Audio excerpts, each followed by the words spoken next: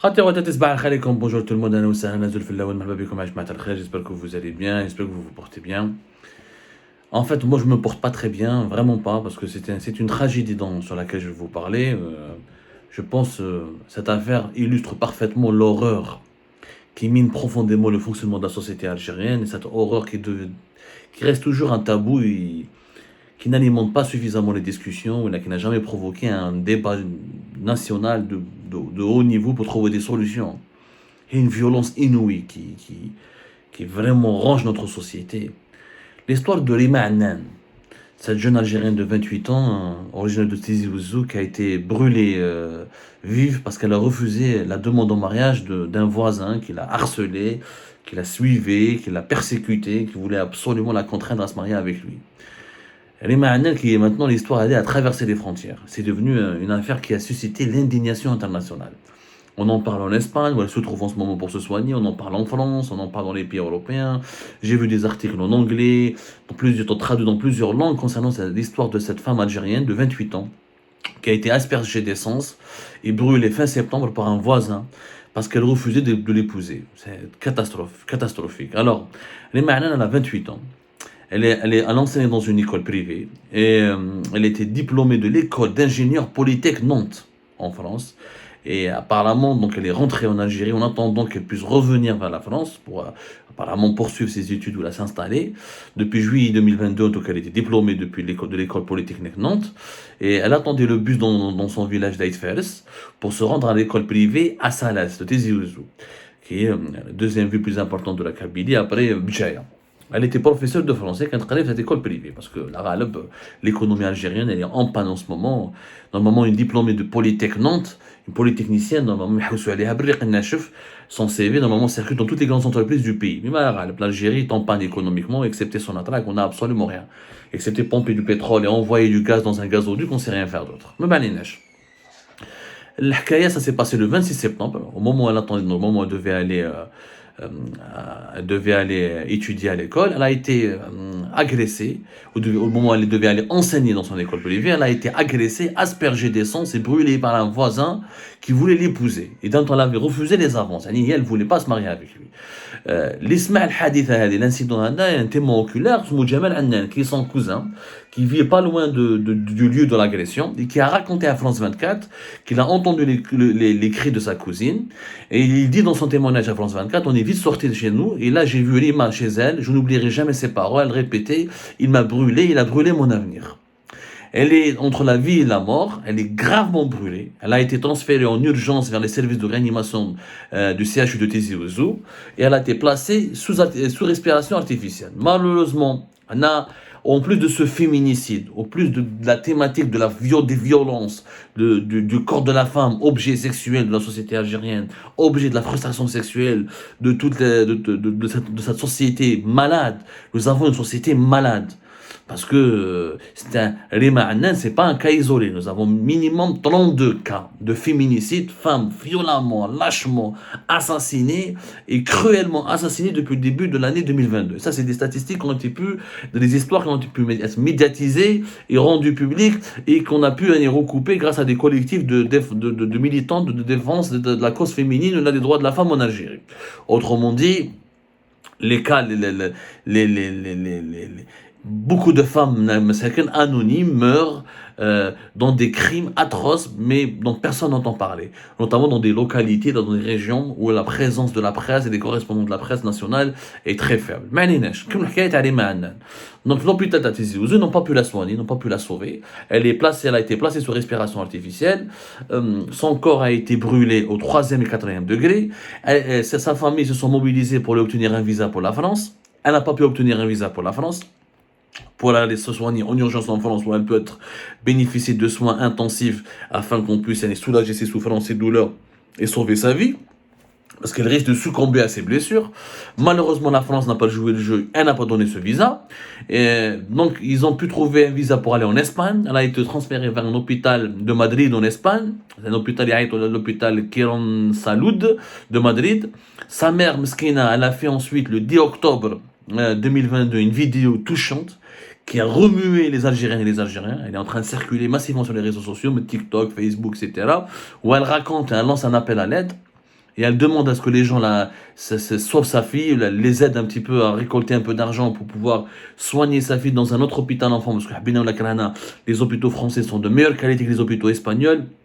Ils peuvent lui administrer tous les soins nécessaires dont elle a besoin. Et elle a dit, ma fille, elle a été brûlée, elle a besoin de votre aide, de toute urgence, car c'est son ennemi qui l'a brûlée. Voilà ce qu'elle a dit. Elle raconte un petit peu l'histoire de sa fille, sa mère, vraiment une histoire grave. Elle dit aussi que son groupe sanguin est zéro négatif. Même si vous avez un autre groupe, vous pouvez aller quand même, ou si ajouter ses yeux, lui donner votre sang et dire que c'est à son nom.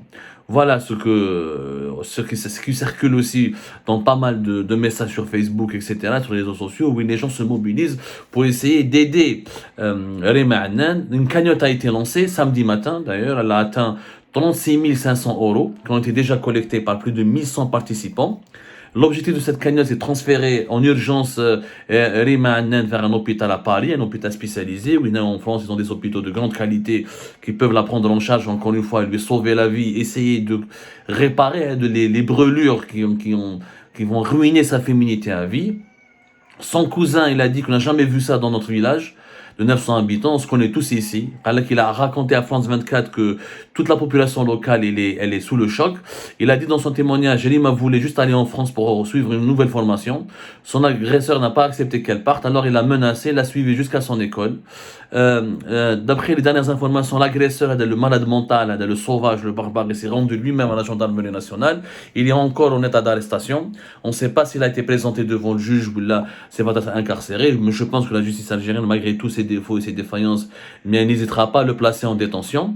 Mais cette histoire de Rima Annan, elle soulève, en tout cas, elle révèle plusieurs problèmes graves de notre pays. La violence quand elle rencontre des femmes, on en parle, le tabou il est cassé, mais ça n'avance pas. Même si la loi elle a été endurcie, même s'il y a un dispositif juridique et judiciaire qui est là, théoriquement parlant, mais socialement parlant, la violence faite aux femmes, elle est toujours dépassée sous silence, elle est toujours tolérée, pour ne pas dire encouragée, pour ne pas dire banalisée, c'est même banalisé. C'est carrément banalisé. Rima Annan n'est pas un cas concret depuis début d'année 2022, quand entre 22 et 23 femmes ont été tuées, 32 femmes plutôt ont été tuées par des hommes dans des conditions atroces. On ne parle pas de simple violence conjugale, de simple violence, on parle de brûlés vifs, d'égorgements, de torture, de coups de poignard, des meurtres très très graves, très très graves. La place de la femme algérienne dans la société algérienne, cette violence qui est caractéristique de notre société. Nous sommes très violents en Algérie, mais on n'arrive pas à communiquer. On a une sorte de frustration en nous, et cette frustration qui est mal gérée, elle suscite et elle génère des violences. Frustration sexuelle, frustration affective, frustration sociale. On n'arrive pas à s'entendre, on n'arrive pas à se parler, il n'y a pas des espaces de liberté d'expression, il n'y a pas des espaces, l'école ne socialise pas suffisamment les individus, les familles algériennes, les traumatismes des années 90, les traumatismes de l'enfance, l'éducation à travers la violence, l'agressivité permanente quand on éduque ses enfants. L'individu algérien, il ne cesse d'évoluer dans un environnement de violence permanisée, une violence permanisée. Il y a une violence permanente. Ça, beaucoup de sociologues ont écrit là-dessus, beaucoup de psychologues ont écrit là-dessus, beaucoup de travaux universitaires ont été rédigés, réalisés au sein de l'université algérienne. C'est pas ce que je vous dis, c'est pas un scoop, c'est pas une exclusivité, mais il n'y a pas de traitement. C'est-à-dire que le manque d'accès, l'accès difficile et pratiquement impossible à des psychothérapies, à la psychologie, l'échec de l'école algérienne en apportant des méthodes éducatives qui sont nouvelles, le manque d'application de la mosquée, le manque d'application de la société civile. La violence est devenue banale. La harga est une forme de violence. Le suicide en Algérie, on ne trouve pas un emploi, je vais me suicider. Je trouve pas un logement, des gens menacent de suicider. Là, je risque ma vie, je prends une embarcation et je risque de me noyer juste pour fuir le pays, chercher une vie meilleure. Je m'entends pas avec une femme qui veut pas céder à mes avances, je vais la brûler.